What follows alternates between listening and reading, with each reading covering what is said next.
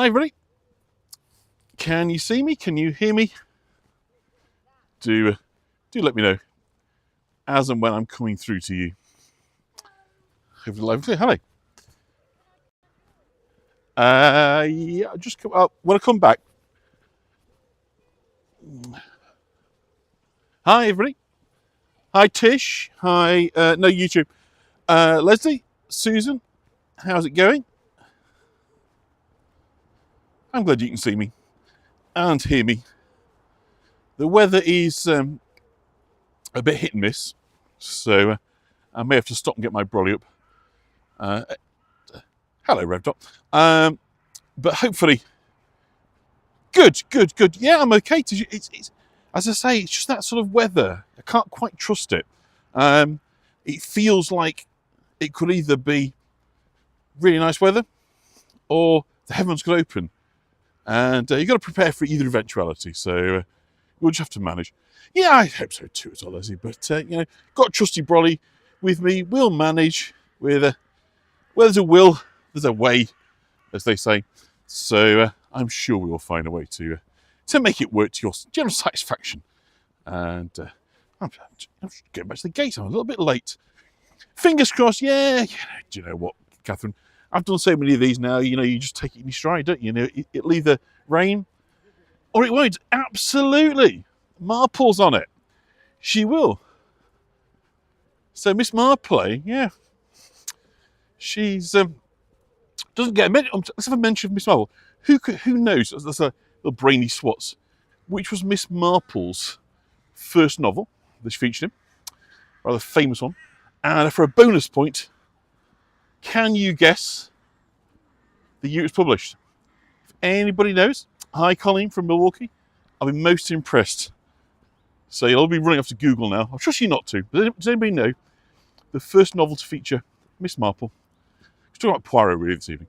But you're a little bit early. Well, she's in a short story, I believe. But the first novel that she featured in. Give us the name. Give us a year. 1936. You're a little bit late. It's a bit before that.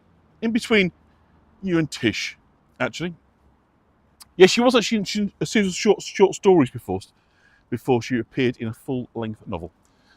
But I think that we are you're almost there between you, Tish Satyam. It was 1930, and the novel was called Murder at the Vicarage, the first one to be set in St Mary Mead. So there you go. There's a little factoid to get us up and running. So, good afternoon, good evening. Welcome wherever you are. You're joining me here today in Harrogate, a beautiful North Yorkshire town. And from Marple in Cheshire. Is that right? I know where Marple is. A great cricket ground down there. We're going to do Harrogate today. We're going to talk a little bit later about Agatha Christie and her famous dalliance, the time she spent here, scandalised and captured the imagination of the world. We're going to talk about Tolkien.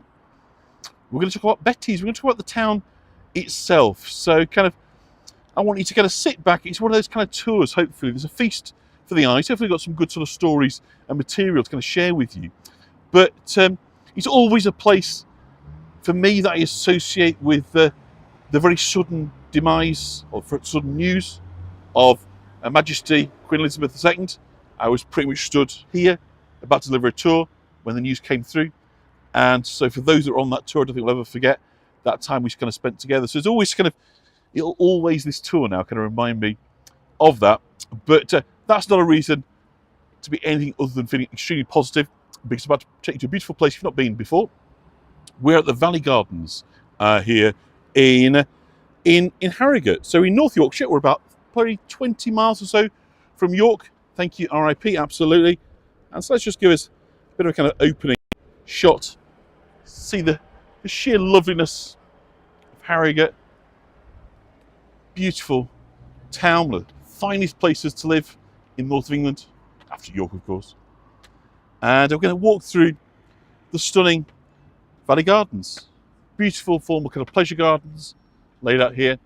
And it is absolutely, that's the pump rooms, talk about the pump rooms a little bit later on, Tish, but everywhere you look, there is something that is a delight on the eyes, whether it's the plantings, the buildings that kind of complement the rise and fall, the ebbing of it. And it will point out lots of kind of nice features along the way. Do excuse me, I apologise for that. And aren't people nice and kind and polite in Harrogate? And so one of the first things I like to point out as I come down here for anybody that's joining us from America, in case you might have had a service personnel in your family tree, if any of them were injured, they may well have spent time here, because Harrogate is famously a place of recuperation.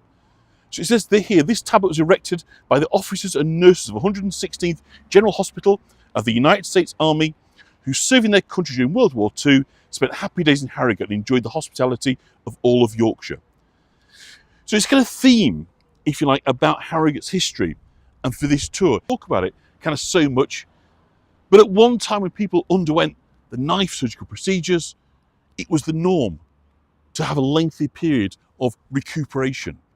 And that part of that healing was about taking the air, taking the waters, and Harrogate very much set out its stall to be a place of healing, of recovery, of recuperation. And there's something about, in fact, the slowness of that. These days we're all rushing out to get better, to get back to work, to get back to our desks, to get back to our activities. In years gone by, that wasn't necessarily the focus. It was about taking time to rebuild your strength, your constitution, you might have called it. And so the ability to come and spend time in a pleasure gardens and have that time go slowly was very important, very kind of significant. So we'll just kind of take in some of these plantings before we go for a nice walk through the park. Isn't it lovely? It's done with such care, quality, that we can't help, I think, but just be gently beguiled by the Valley Gardens in Harrogate. They are absolutely beautiful, Leslie. And London, of course, got very many wonderful parks I'm sure you get to enjoy. But this is pretty special. I think you'll agree. It is Satyam. I'm glad that it's pushing your buttons too. So let's say we're in the Valley Gardens. So let's talk about Harrogate. So actually, by English standards, Harrogate isn't especially old. It's a bit kind of nouveau riche, Johnny-come-lately, insofar as it's not mentioned in the Domesday Book. And the Domesday Book pretty much, if you like, defines the history of Old England. So the first reference we get of Harrogate itself is until the 1330s. But it doesn't really come as a place until 1399, when the land becomes the property of the Duchy of Lancaster, otherwise known as the Crown Estate. If you've joined me in Knaresborough, you may remember, of course, that Knaresborough Castle was owned by John of Gaunt, the Duke of Lancaster. And so all this was kind of part of that same estate. So today, it's a prosperous town of about 75,000 people. And historically, Harrogate's kind of claim to fame and the original source of its wealth was over here. It's these waters, the spa, possibly young to absolutely. It's a real kind of Johnny-come-lately of a town. It's like a new town almost. And so we've got the waters just running through the spring, very kind of peaceful. It's actually the water a little bit further up that's like really important stuff. But the healing properties of these waters were first noted in 1571 by a chap called William Slingsby. And William Slingsby had travelled extensively, particularly over to Belgium, where he was very aware of the curses, the cure halls, and the mineral properties of water, which are to aid with healing. And of course, at this time, medicine wasn't anything like it is now. The pharmaceuticals were a long way behind where we are now. So, of course, water and the healing properties of the metals, the minerals, were very much seen as part of this recuperation, this recovery, this rebuilding. And so he discovered a well, a wonderful gunnery here. So if you keen botanists out there, when you see plants do shout them out, because we always love to put a label. I know what they're called. So he named his well the Tuit, which is named after a pewit bird, which is found on the Stray in Harrogate, which is the land that kind of surrounds the public land, the green space which surrounds Harrogate. And in 1596, Harrogate was dubbed the English Spa, and it became the destination of choice for the wealthy seeking to kind of rest, recover, and recuperate after illness. The idea was to come and take the waters of Harrogate. And what they found was that within a 2-mile radius of the town centre, some 88 mineral springs rise up to the surface. and that 36 of them are within an acre here in these gardens in a place called Boggs Field, which just starts a couple of minutes further from where we are now. And interestingly, no two wells or springs are alike. They've all got a slightly different chemical composition. And there's nowhere else on Earth that so many different mineral waters come to the surface in this kind of one very small place. So crowds flocked to Harrogate to drink the waters. It became an incredibly fashionable place to be. Now just bear with me, let me just see if I can get on my tablet. I do miss being able to bring up images that we used to, but let me just see if I can bring up a kind of image of the... I should have got rather a bit more organised this, shouldn't I? But just bear with me one sec. So hopefully you're enjoying the views, the sights and the sounds of Harrogate Valley Gardens. So let me find a picture of the Valley Gardens here. Here we go. So this is kind of a sense of what it would be like on a daily basis, really, in the kind of height of its powers. That, you know, you'd have had people here, you see all the chairs, like on a beach, isn't it? You know, it's that degree of kind of number of people sort of crammed in, all looking to kind of spend time here and to benefit from this kind of, these famous sort of restorative powers. So let's walk on and we're going to go and find the old kind of pump room. And this is the old magnesia pump room, and a bit far behind actually from where I normally am. Obviously lagging and chatting too much, but let's walk on. Well, thank you, Leslie, for saying that. It's not true, but it's very nice. Nice kind of planted beds over here. We'll just come and have a look at the displays of the year before we go and have a look at the old pump room, because this is one of the sort of two main kind of planting beds they have here that changes each season. Last year, it was all the 70th anniversary of was it the Diamond Jubilee, the Platinum Jubilee? I can't remember what it was. Whatever the last Jubilee the Queen had, the 70s. This was all last year was put together to commemorate that, because she sadly died. Magnesium, yeah, it's not a lot of these waters you wouldn't choose to drink. But look at the colours over here. Are these the begonias? These? I think the begonias. Absolutely, Platinum Jubilee. Thank you. How about those colours? An absolute carpet of flower planting there. Susan's right, all just tastes foul. Thank you, begonias. Yeah, it's that old sort of idea, wasn't it? You know, if it was good for you, who can remember drinking that bloody awful, what's it called? Cod liver oil. Nowadays, all tasteless tablets. But you remember when it was a teaspoon of cod liver oil? Ugh, God, that was disgusting. That was the most foul thing you'd be ever told to drink, and this is what would be good for you. But they had different ideas then, didn't they? If it tasted bad, absolutely. Oh, milk of magnesia, that's that graininess of that. Yeah, I do remember that, milk of magnesia. I tell you, I did quite like, actually. Remember those Andrew's liver salts? Sulphurous milk, yeah, absolutely. Remember those that you put like your little powdery white stuff and you stirred them up and they went like really, really fizzy? Quite like that, actually. It's like a free pop. But anyway, that's another story altogether. So yeah, so we're coming into Boggs Field. So we're going to see in a minute the plaque, and then we'll see the kind of the mineral heads. We had malt extra. Oh, I remember that, Alison. Was that like really, really thick and like Marmite in a jar, but sort of, yeah, that malty taste. I remember that. Also, no liver salt. Yeah, weird, isn't it? The stuff they used to give us. So yeah, here's a map, a metal map, and you see what I was talking about earlier. So each one of those numbers there corresponds to where one of these mineral springs comes to. So what's interesting is none of this was ever rainwater. It's been sort of down subterranean in the sort of the depths of the earth for thousands of years, and it just happens to come to the surface here.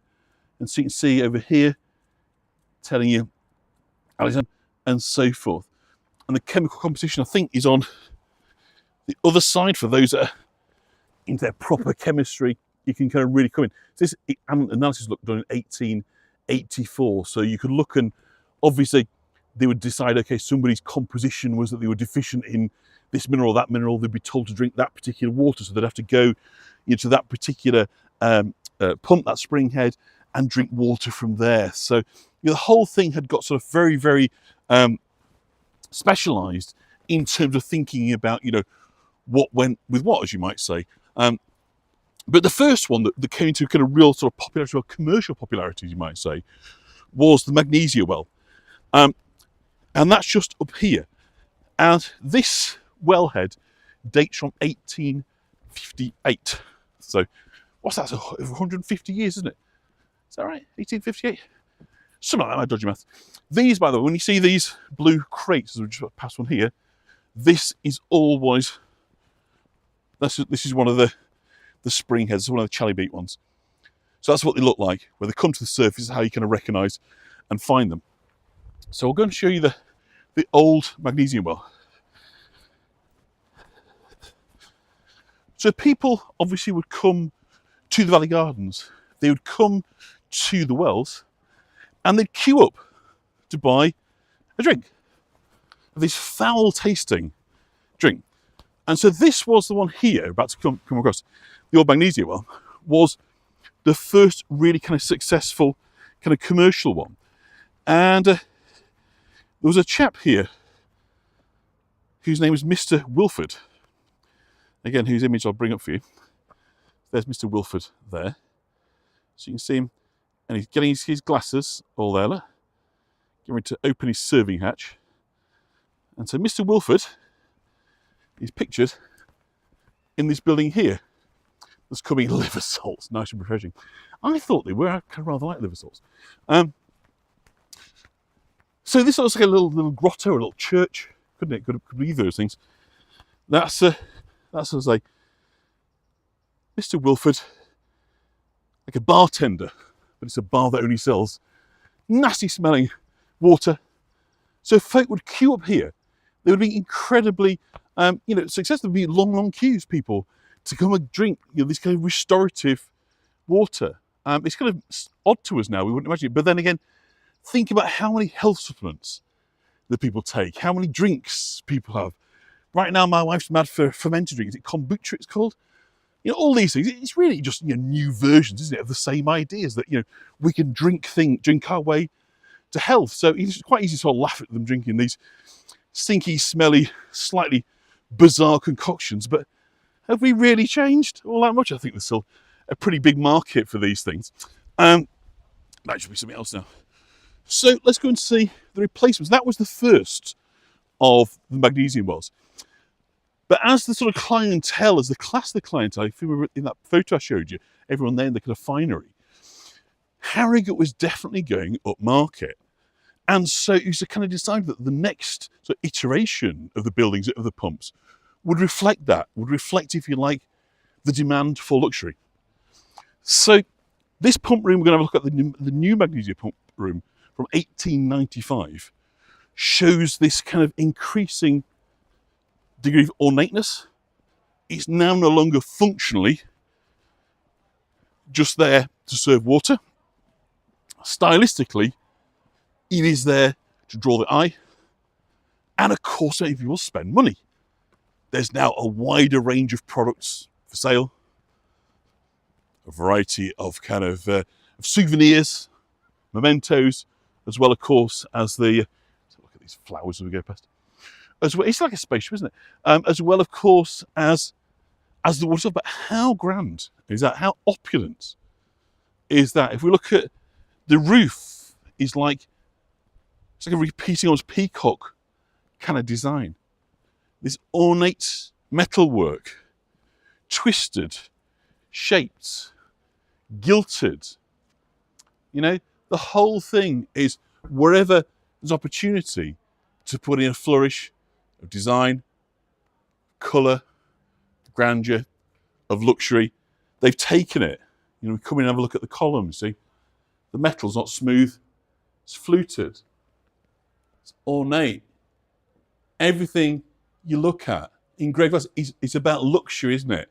It's about wealth, it's about providing environments that the clientele expected. In other words, it's about competing. If these were going to get the super wealthy people of Europe that are increasingly mobile, think, the great age of Titanic, was about getting rich people to move across the Atlantic even faster, wasn't it? So this was an age because of steam, whether it was steamers and steam trains, people could go further, so had more choice. So you had to work harder if you were going to nail down these audiences in terms of luxury accommodation, entertainment, places to kind of hang out and so forth. So this, to me, it kind of represents very, absolutely huge Victorian, Leslie, like an archetypal Victoriana. But as I say, it talks of ambition, doesn't it? To match the offer with your target audience. So the whole thing is about ornateness. It's about people feeling special, people feeling looked after. And, of course, if people wanted to come and stay here for, some period of time to rest, to recuperate, to get better, then, of course, they can't get bored, can they? So you've got to really, really kind of look to provide and stimulate people over a long kind of period of time. So Valley Gardens was kind of developed as really a promenade, an attractive walk, a place where you come and get your mineral water on a morning. So you come and get your glass of whatever one you've been prescribed to drink. But then you would take a stroll, a lengthy, gentle stroll, lots of benches around. Interesting, in Harrogate and Knaresborough, the benches have a serpent's tail, which links them to the caduceus, the two snake thing that wraps around the pole, signifying medical, so wellness, as you might say. So they're here as kind of part of a health regime. And so coming to Bogsfield or High Harrogate, as it was known. And so all this planting, you see little bits of hotels and buildings sort of popping up nearby, they have to do it really well, is all about creating an environment to attract and retain this clientele, to come down here each day. So create kind of waterside walks with flowers and trees is a place to kind of promenade. And there's lots of early photographs kind of showing the popularity. I'll just very briefly show you before we get off, because we need to get on and talk about Tolkien and Agatha Christie, but I just love it here so much. And I think that you guys do too. Let's have a quick look, shall we, at the Japanese garden. Tell you what, while you have a look at that, I'm going to have a sip of water. But look at these colours. Aren't they just something?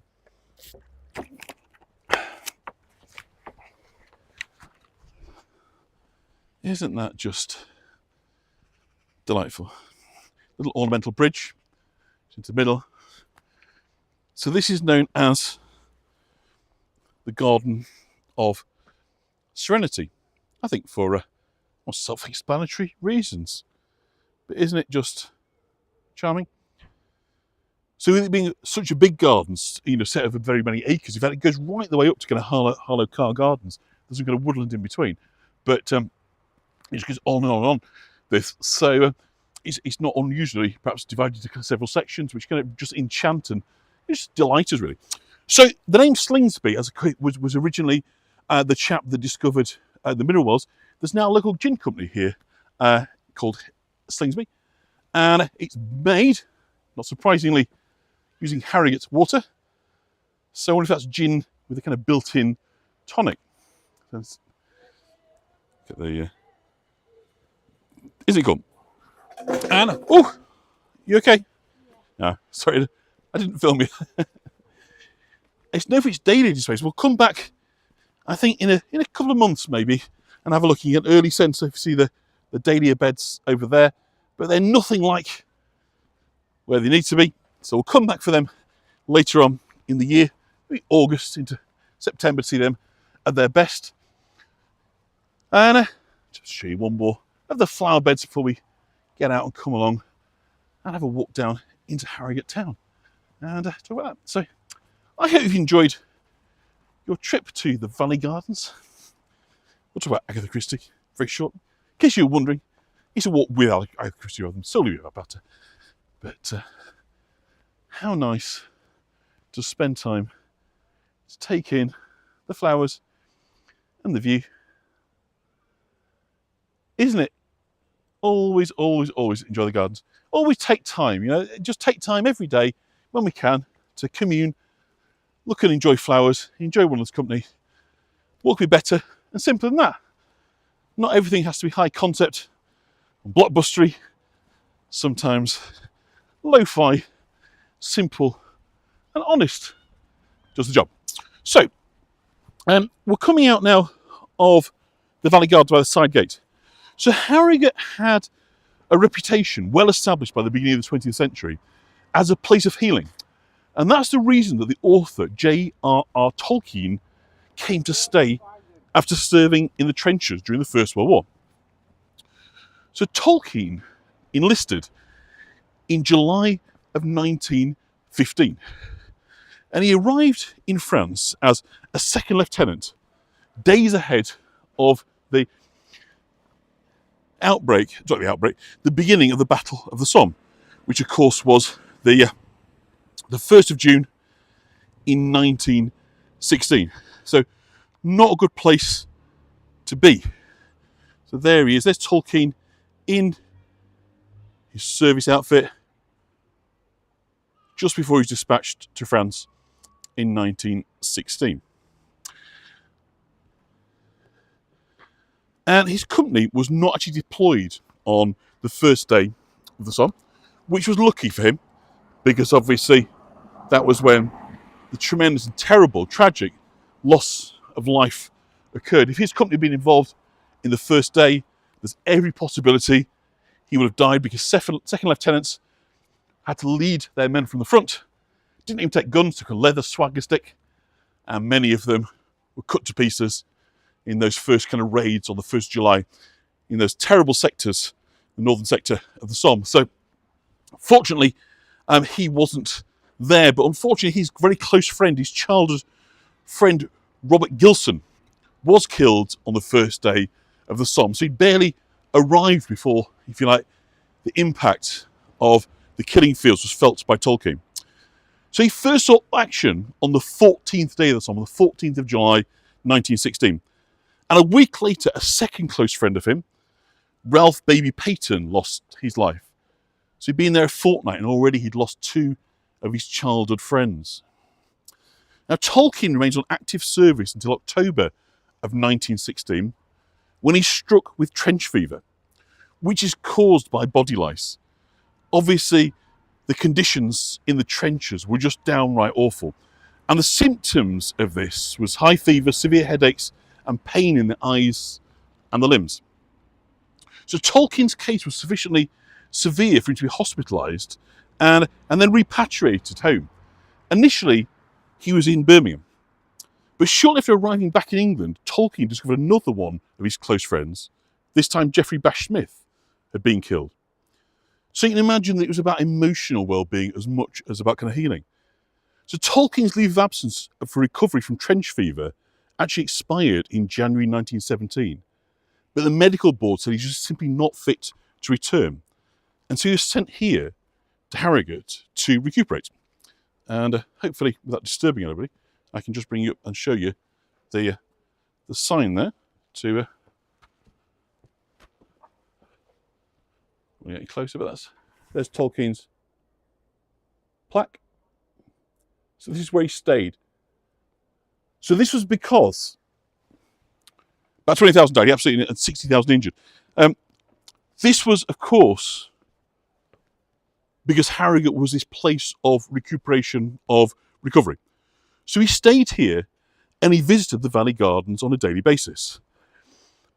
Now, it was during the time in the trenches that Tolkien had first started writing about Middle-earth.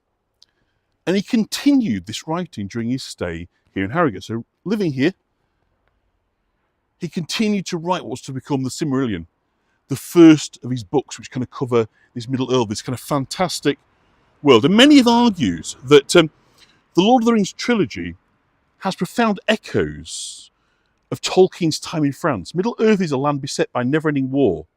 And into that war, a small group of friends is given the seemingly impossible task of securing victory.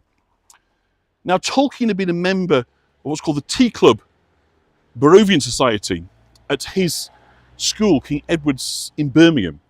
There was 9 members of this very close-knit group of boys, and 7 of them, close personal friends of Tolkien, lost their lives in the war. And it greatly affected Tolkien. He never returned to active service, but it said the dark shadow of the war never left him, and its influence is persistent in his writings. If we kind of think about, for those that are kind of familiar with his writings, this idea of, this dark enemy, Mordor, this terrible place you've kind of got to go that people that aren't really equipped and able have somehow got to find the means to continue to go on, no matter how painful and brutal, no matter how demanding, no matter how often people are in fear. They've got to kind of keep going. And these sort of little guys against a huge foe that seems invincible, it seems as a kind of echo of his experiences in France in the war. So it's a kind of literary link, but kind of interesting. And we're going to talk, a bit about the sort of First World War, because so many of the characters associated with Harrogate and Harrogate town itself are impacted by the Great War. So another famous writer to frequent Harrogate was, of course, the Queen of Crime, Agatha Christie. And she first visited when she was aged 10 in 1900 with a father who, of course, was suffering from ill health. And that's the reason, of course, a lot of people came to visit Harrogate, because either they were in ill health or they were with somebody that was suffering from ill health, not surprisingly. So consequently, Agatha Christie's sort of links with Harrogate came through the fact that she'd come with her father. So she comes here in 1910, and that's very close to the time that this photograph was taken. Here she is with her father. And Agatha and her father were very, very close, incredibly close. And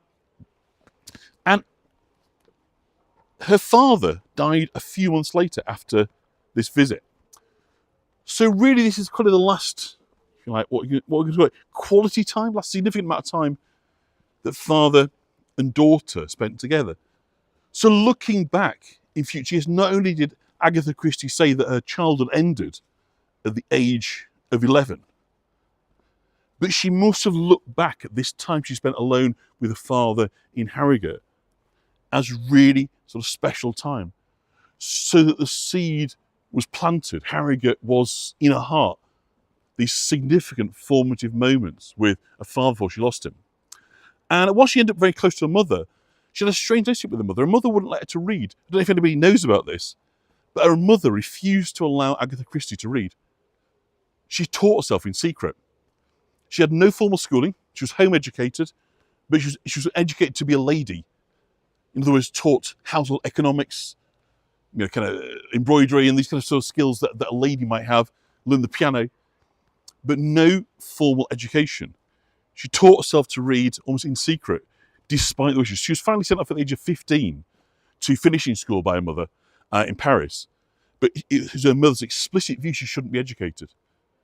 Which kind of interesting, isn't it, when you think, that somebody is an absolute literary giant, whether you think that her works are of kind of huge literary importance, that's a matter for personal opinion. But the thought that Agatha Christie, if it was her mother, wouldn't have learnt to read is just quite mad, isn't it? It's just so bizarre to kind of get your head around. But anyway, so we know that Agatha Christie, as I say, really treasured the memory of time she spent in Harrogate with her kind of beloved father.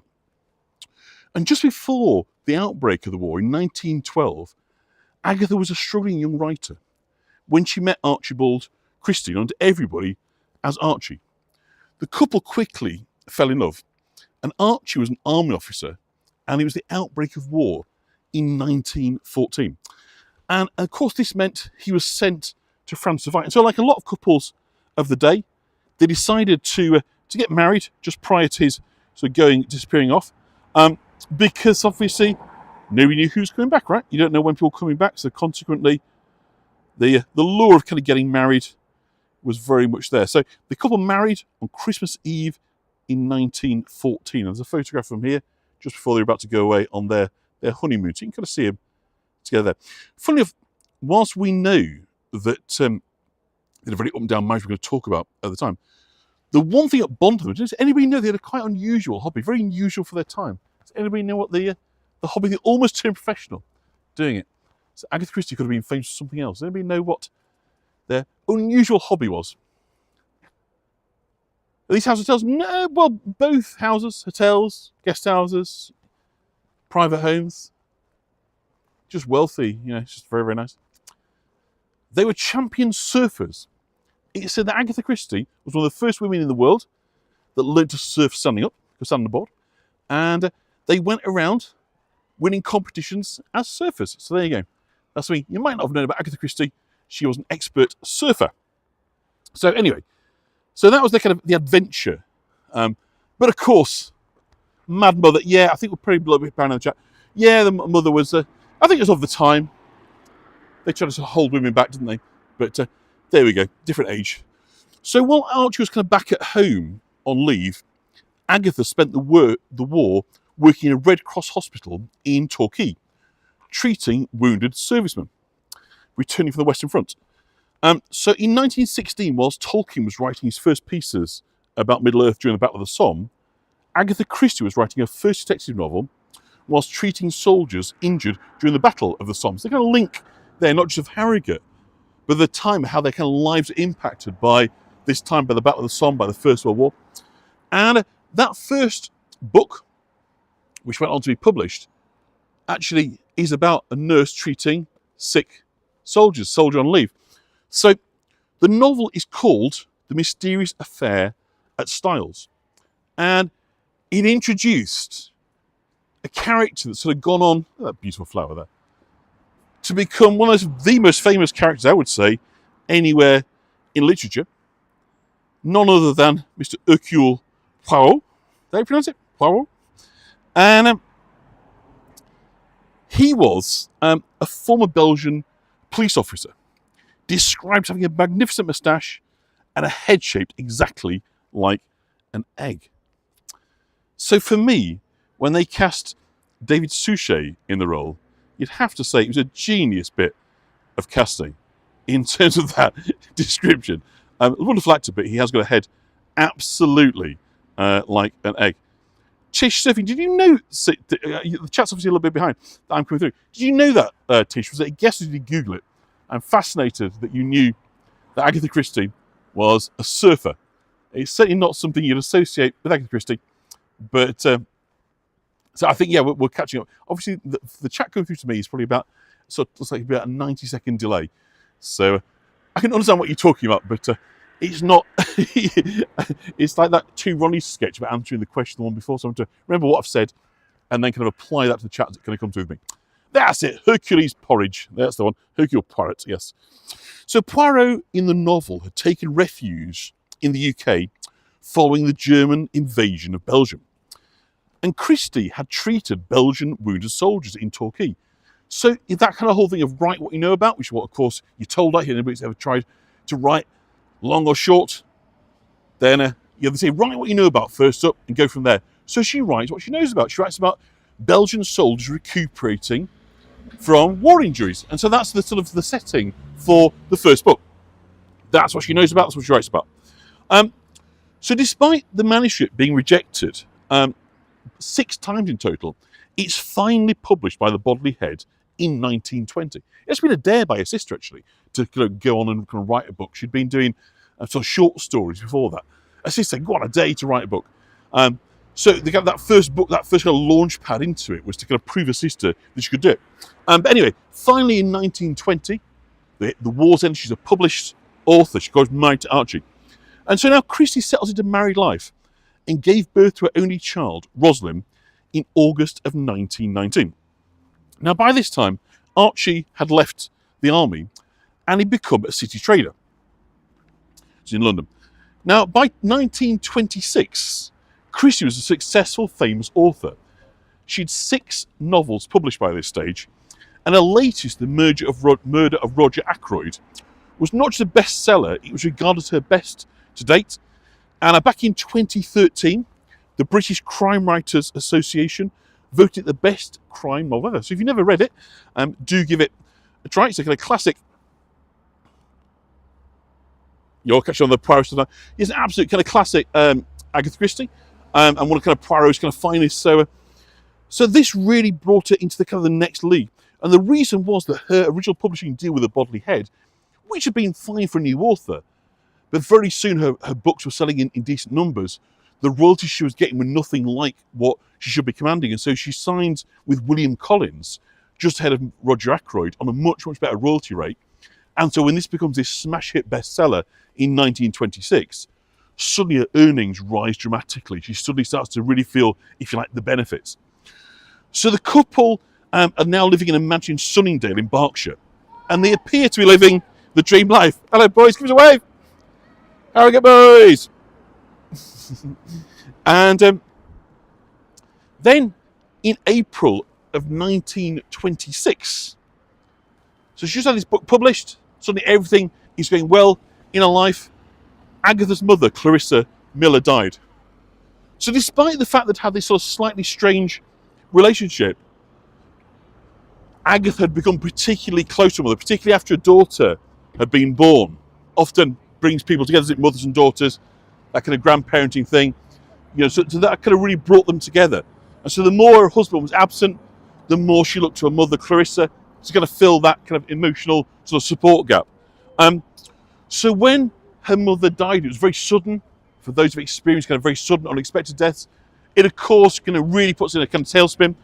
And so this loss sent Christie into kind of deep depression. She'd lost a kind of emotional support system.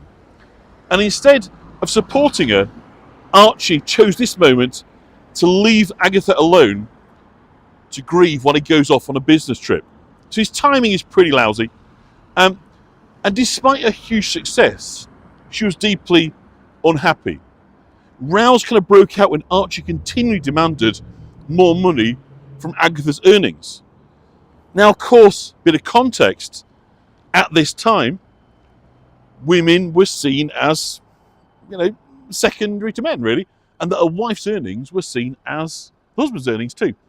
So in many respects, the kind of law was on Archie's side. Even if morally we would now say, absolutely, it was her money, she could do with it as she wished. But his view was, this is my money, you're my wife, you should hand it over. She's reluctant to do so, not least because she thinks he's having a string of affairs. So it's not ideal. On the surface, they've got everything. In reality, the mirror's already cracked. Like the novel, isn't it? The mirror cracked.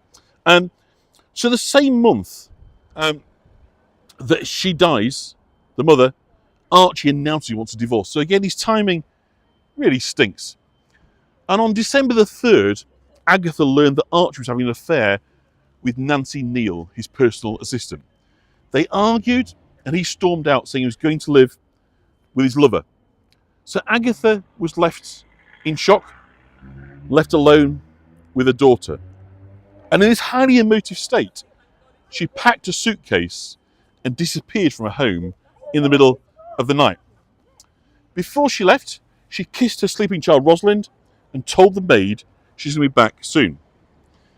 But what happened next has, if you like, passed into legend. This newspaper image, I'll just bring it up at the time, see, shows us a famous photograph of Agatha's car found abandoned at the bottom of a slope. Of course, abandoned with Agatha's handbag, papers, and coat inside. This was found the next day by the police. But of course, there's no sign of Agatha.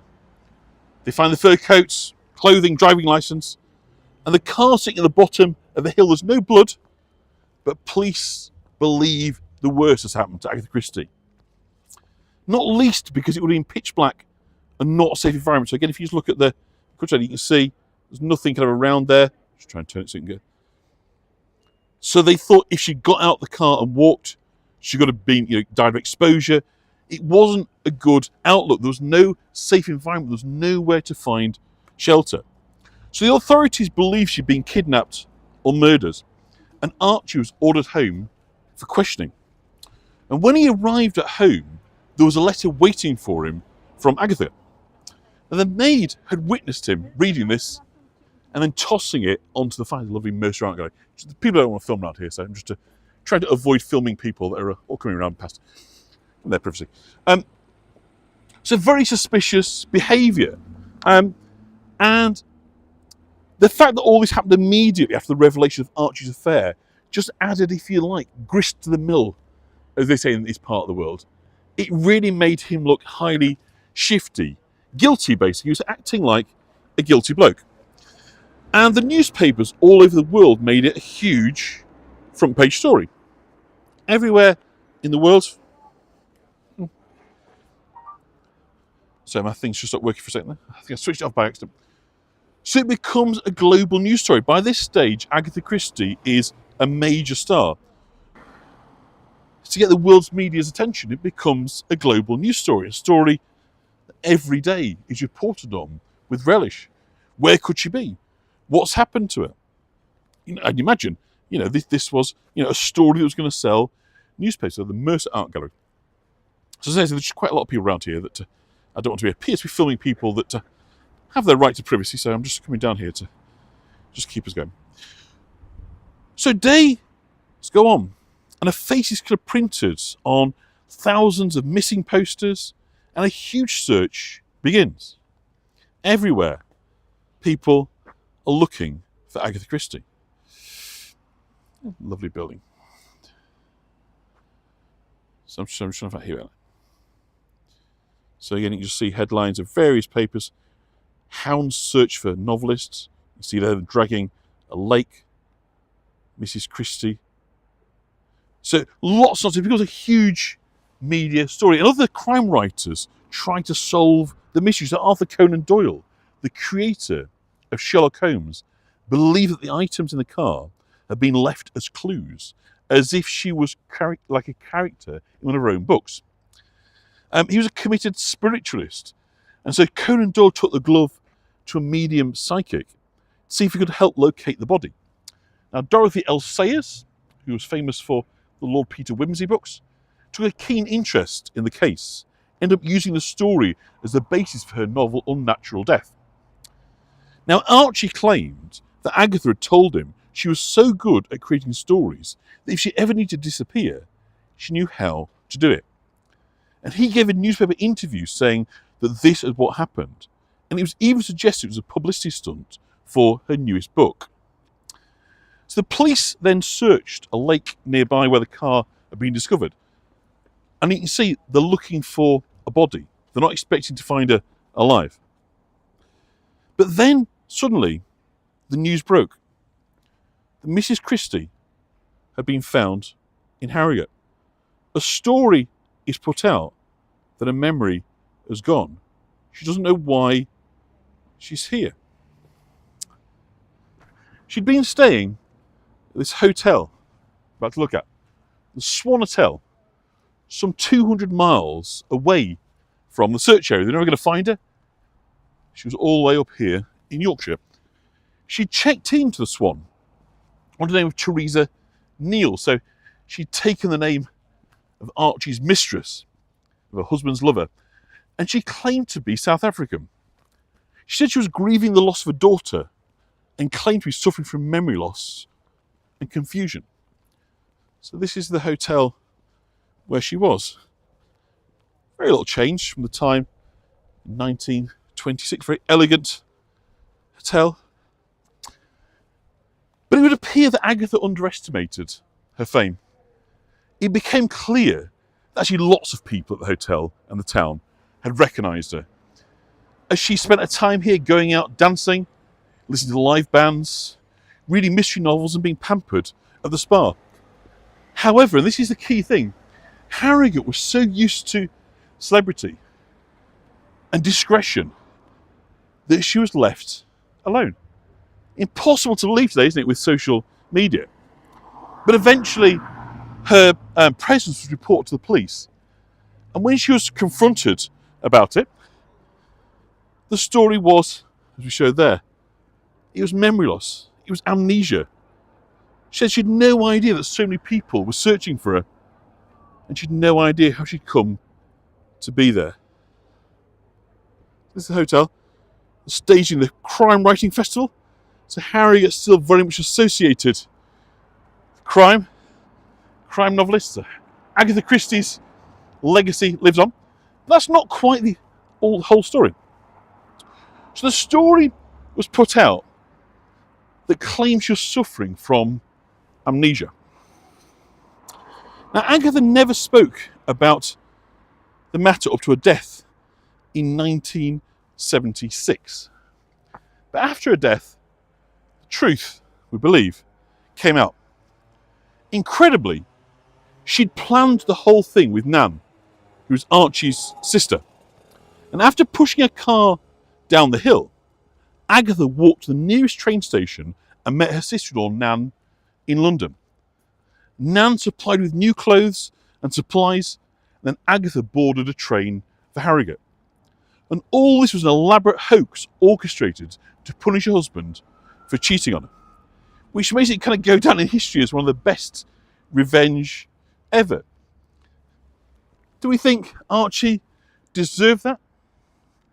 With his callous treatment, his infidelities, his lack of emotional support, he was certainly a wrong 'un. Did that mean he should be treated as a murder suspect? Well, perhaps a little bit far, but I bet he never did it again. And they, of course, couldn't patch that up. So Agatha and Archie divorced in 1928, and then she met and married Max Mallowan, an archaeologist who she was married to the rest of her life, and they were an absolutely doting couple. They absolutely had a wonderful marriage. So second time around, it all worked. And she was fascinated by archaeology too, so she spent much of the second half of her life travelling with Max to particularly around the Middle East, so Mesopotamia, Syria, Iraq. Lots of her books written there. Her favourite way of travelling was the Orient Express, which of course, not surprisingly, pops up. But cruises on the Nile, it's not difficult to see how it was that following Max's work gave her the inspiration to write and feature so many of her books in these very, very kind of exotic kind of locations. And they're buried next to each other in a place called Chelsea in Oxfordshire. So there we go, that's Agatha Christie's link to Harrogate, which, as I say, still celebrated today with the Crime Writers Festival, Britain's biggest crime writing festival, and it's here in Harrogate right now. So the pump rooms. We showed you right at the beginning of the tour. We sort of come a right loop around the Valley Guard where we started, just over here on my right-hand side. And, what she told Archie. And so, this was, in effect, a pub. So far, so good. But it was a pub, didn't sell alcohol, it just sold water. And, which is okay, quite trendy these days to sell water, but this was foul, fetid-smelling, sulphurous water. You think that'd be enough to keep people away, but instead they queued around the block. So the pump rooms here opened in 1842, and it was common for them to serve 1,500 of glasses of water daily from here. 1,500. So guests would arrive between 7 a.m. and 9:30 to drink a glass or two before breakfast. Now, such was the clamour for the water, there was a genuine concern that people without financial means shouldn't be not able to partake. And so laws were set out in Parliament regulating, saying it should only cost 1 shilling for a person to take the waters from the pump room for a week. And the water used to be very beneficial in the treatment of lumbago, so lower back pain, and gout, very painful sort of foot disease, isn't it? And in 1841, the Harrogate Act was passed to ensure that the poor people could access the water. So this outside tap was created here. We'll see if we can get it working. Sometimes it works well. Oh, the smell of rotten eggs already. Let's see if we can get you some water coming out. You can't actually drink it anymore. There we go. There's some Harrogate water coming out. Because of the high sulphur content, not that you want to, it just stinks of eggs. So this was created to ensure that poor people could also take the waters. And the sulphur spring of Low Harrogate was described as the most fetid and foul-smelling water, a nauseous puddle. I completely agree. The author Tobias Smollett said, "I've drunk it once, and the first draught has cured me of all desire to repeat the medicine." I completely understand why he'd say that. Charles Dickens visited these pump rooms in 1858. He signed the visitor book, and his comment was not all that complimentary, has to be said. He wrote, "Harrogate is the queerest place, with the strangest people in it, leading the oddest lives of dancing, newspaper reading, and dining." It's fair to say he wasn't really a fan. But look, again, of these, but this time, of course, influenced by Egyptian temples and design. These opportunities that are being taken to sort of festoon buildings with incredible levels of ornate decoration. Pump room museum. And this is kind of Harrogate, really. It is a... Thank you, Cheryl, that's great.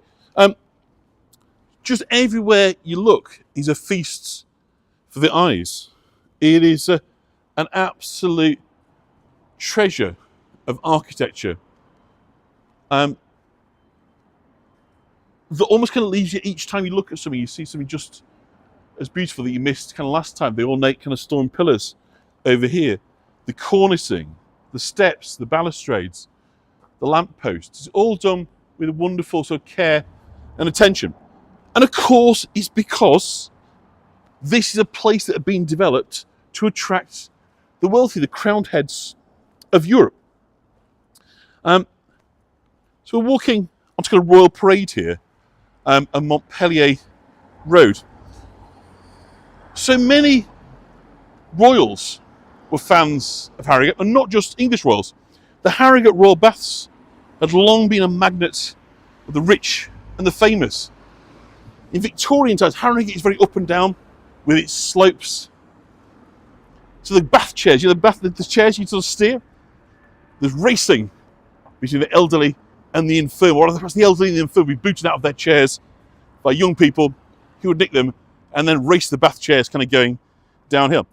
So yeah, medicine, absolutely, so just mentioned, medicine, was, if you like, the kind of the lingua franca. You're coming for these cures, but look at the hotels, everything has got that grandeur. Everybody is competing to put on this luxury, this comfort, to accommodate the kind of the super wealthy.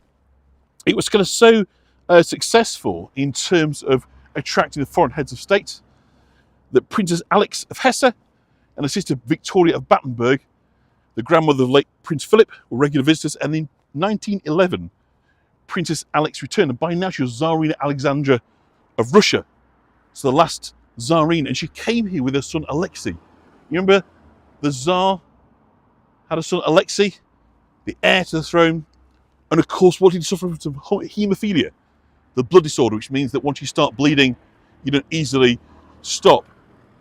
So haemophiliacs would come here for a cure. So, a few years before the Russian Revolution, the Russian royal family are here lapping up the Harrogate offer, trying in vain, of course, to be able to temper, the condition of the boy. But it does show, really, doesn't it, of quite the calibre of kind of wealth and privilege and social hierarchy that just before the First World War, Harrogate was kind of recruiting. Everywhere was all about, and of course, these people would come with huge retinues. So it wasn't just about attracting one or two people. They might come with, a dozen, maybe even 20, various orderlies, maidservants, cooks, and so forth. So, this really was a kind of major enterprise. And so huge numbers of hotels were built in the town centre, almost on every corner. You've got hotels, luxury, kind of accommodation. I'm going to come around this corner in a minute and see the Royal Hall, of course, a place of entertainment. It was a theatre that opened in 1903. So, of course, not only have you got the health cures, luxury accommodation, places to eat, you also need entertainment. So you get, all this kind of kind of coming together, if you like, of the offer for the super wealthy. So the Royal Hall opened in 1903, and it's just around this corner, just here. And here we go. Still under kind of some renovation, and it's originally known as the Kursaal. It's a German word meaning cure hall. Cure hall, and its design was based on the Ostend Kursaal in Belgium. But at the outbreak of World War I, it was renamed to the kind of more patriotic, so I'm trying to cross over here, more patriotic Royal Hall. So suddenly, of course, the outbreak of the First World War, anything that sounds a bit German, it's either dodgy, so it kind of rebadged. But this was very much designed, this building, right, and so I said to your screen now, to resemble the Kursaal Hall in Ostend in Belgium. Today, it's the home of the Gilbert and Sullivan Festival. If any of you are into the Gilbert and Sullivan and their light operas, or operettas, you might call them, this is the Mecca. Once a year, a major festival. All the aficionados of Gilbert and Sullivan will come and collect here and join in for various showings. They're various, so you might well just see up at the top in the stonework, you can still see it says Kursaal. You see that? So it's still there in the stonework, but not referred to by name. It's now the Royal Hall. But just bring that. Get that. There we go. If I just spin us around, also see another one of the fabulous buildings. This is the Royal Baths, the Turkish Baths.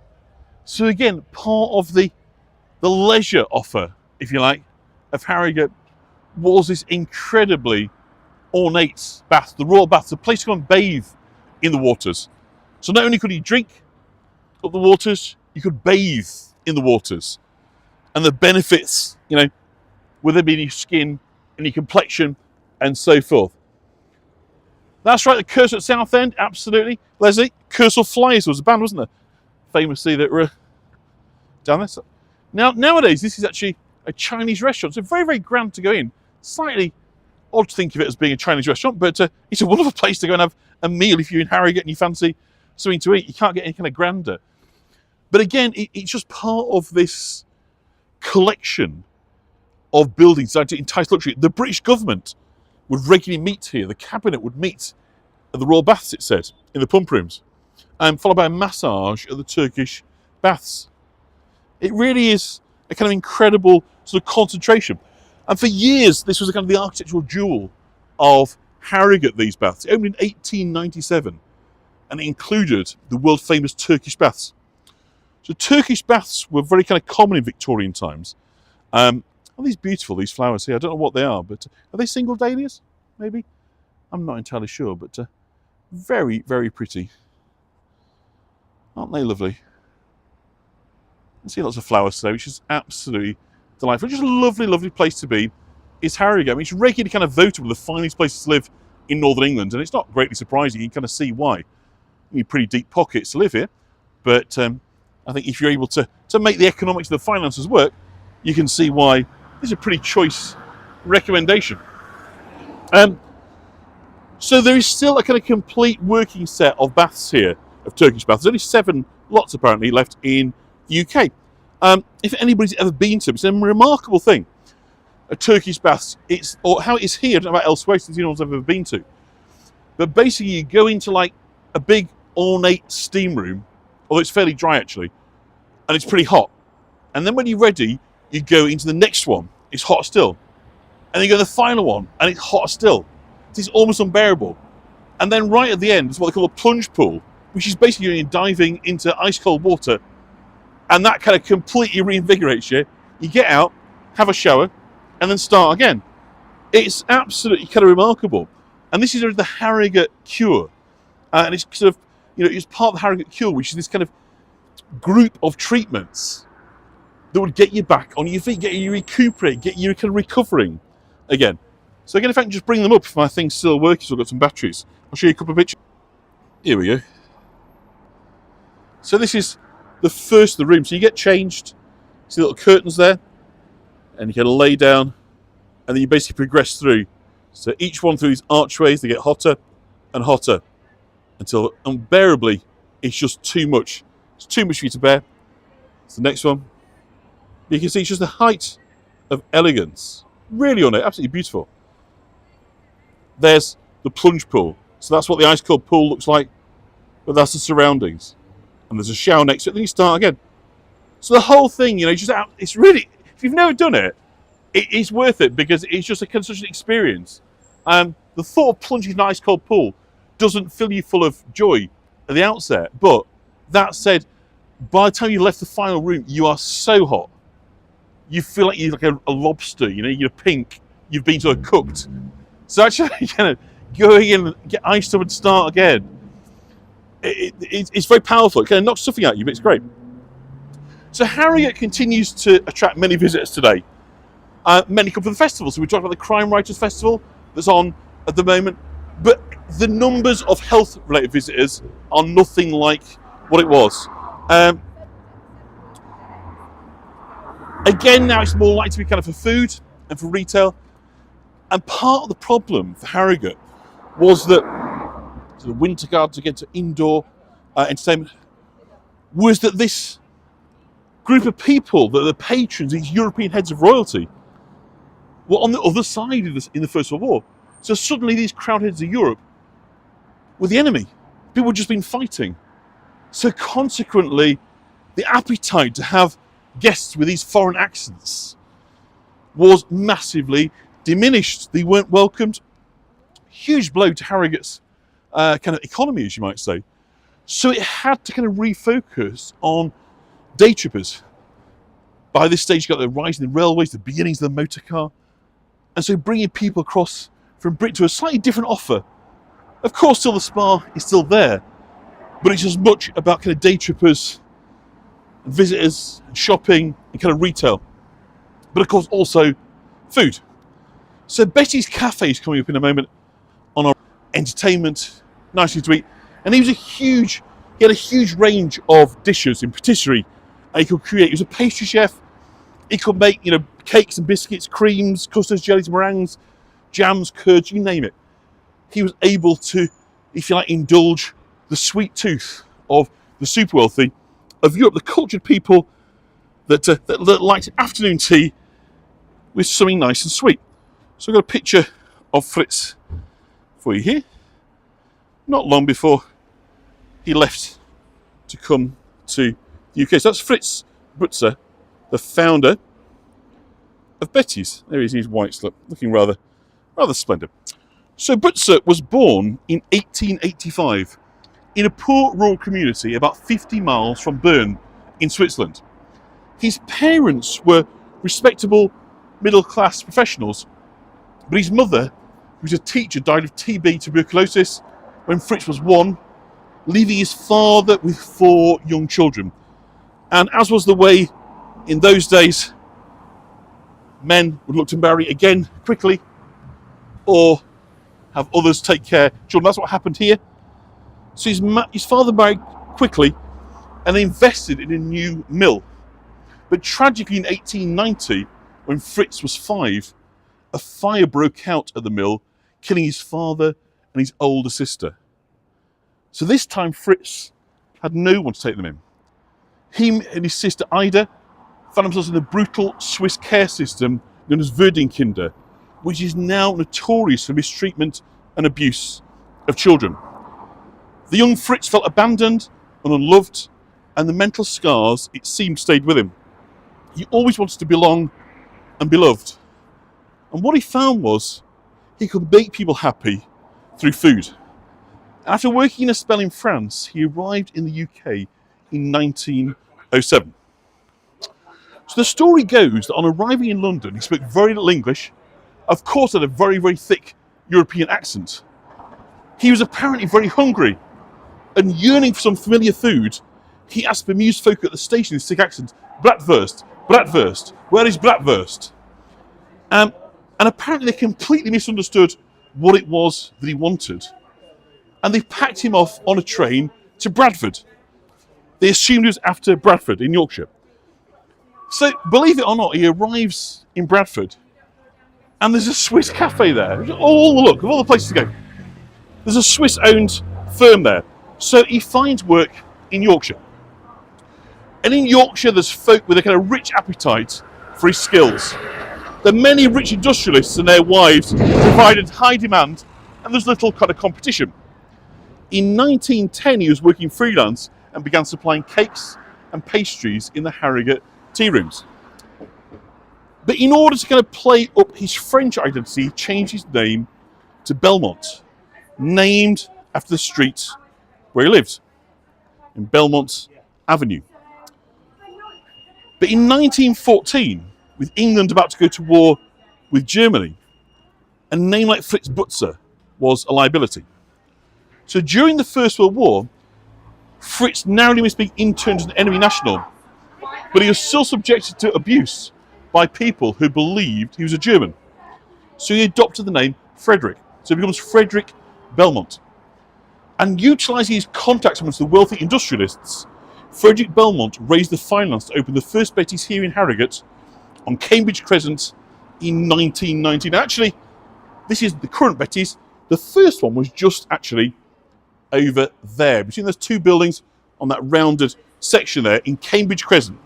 So the current Betty's is very, very near to it, but it's not actually the site of the first Betty's. I've got a picture of the first Betty's just there for you. So that is in that building just there. I'll come around this side. You've got to compare the two side by side. So this is the first Betty's. And it's a big risk opening a cafe here because there's a lot of sugar rationing. So it's very, very difficult to actually get hold of sugar. So there's that building, look. There it is. There's your first Betty's in 1919 in Cambridge Crescent in Harrogate.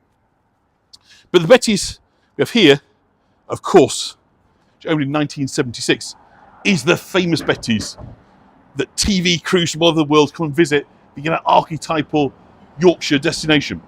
And they're famous, of course, for a combination of Swiss and Yorkshire staples.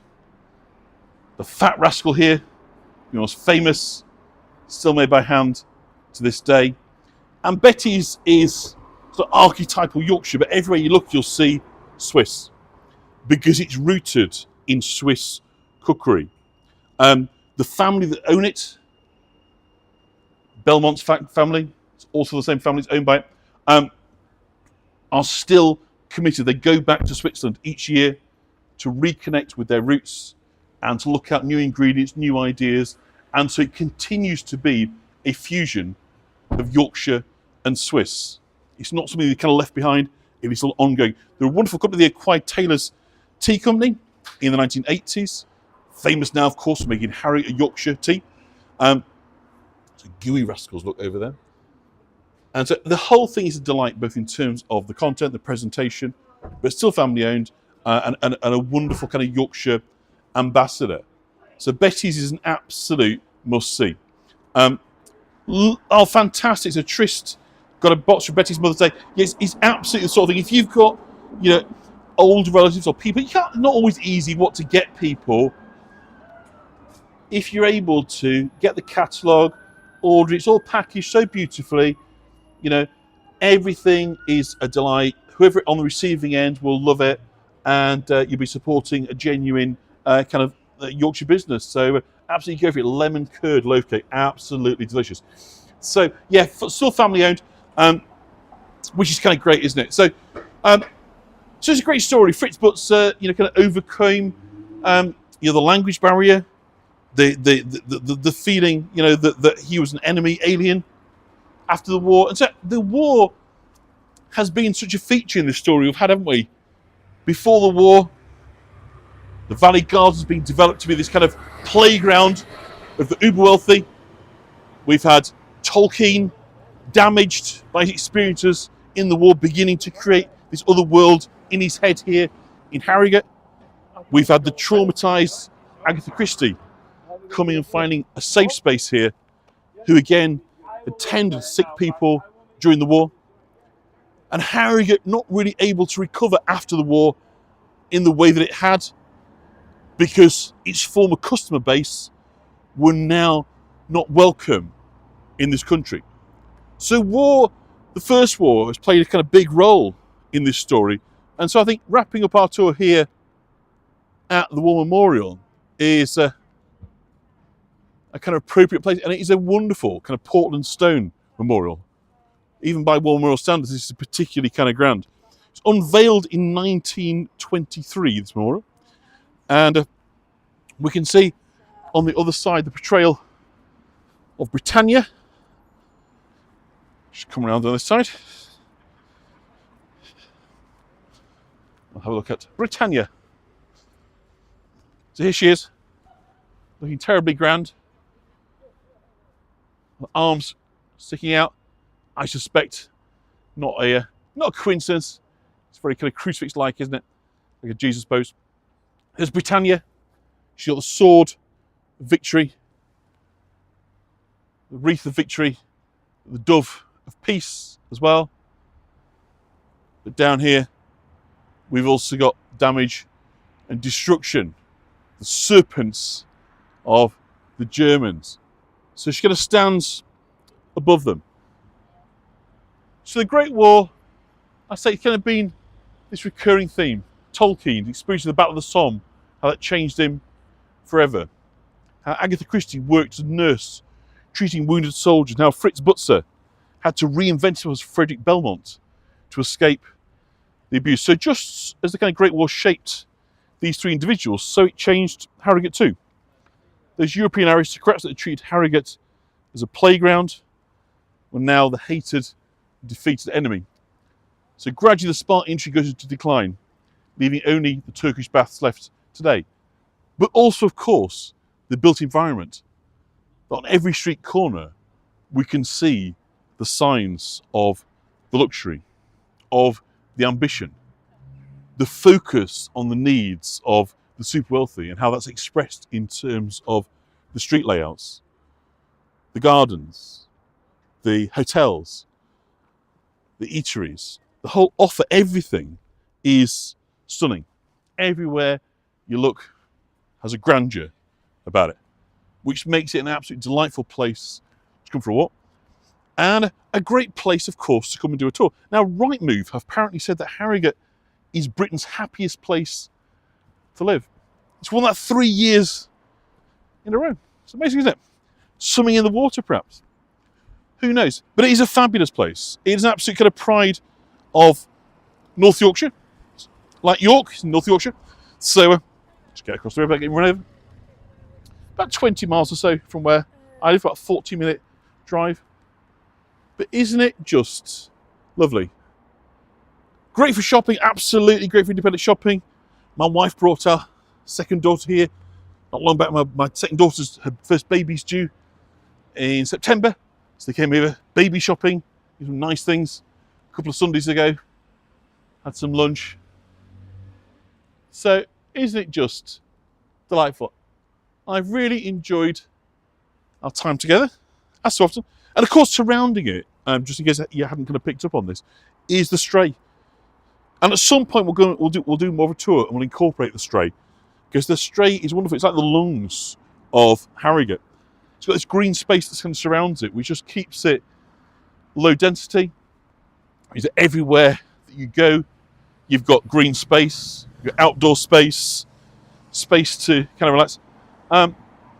Walk your dog, cycle, exercise, you name it. It's just got all those elements, if you like, that drive that thing we call quality of life.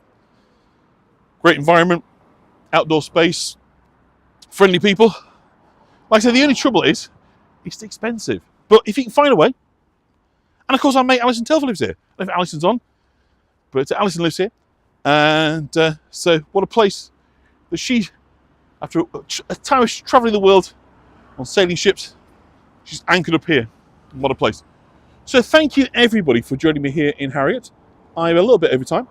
I've really enjoyed, where are we? Our time. Hopefully the signal's been mostly okay. I saw one bit buffering, but I think mostly the signal has been pretty good. So I've really enjoyed our time together. I'm not sure when I'm next touring. I'll probably do something over the weekend, but I haven't quite worked out exactly what and when and where. Humphrey is still in. He's coming up to his now, so 5 weeks in. He's got another week of the supervision all the time, so he isn't kind of going upstairs and doing things.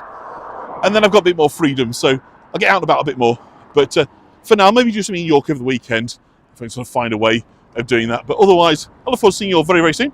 And thank you so much for joining me here in Harrogate. I've really enjoyed it. And for those that have left money, I really appreciate it. Thank you so much. It's a shame we don't get to say thank you at the time. So please accept my heartfelt gratitude. It is hugely appreciated. It's not taken for granted. It does help enormously, but I know that not everybody can afford it every time.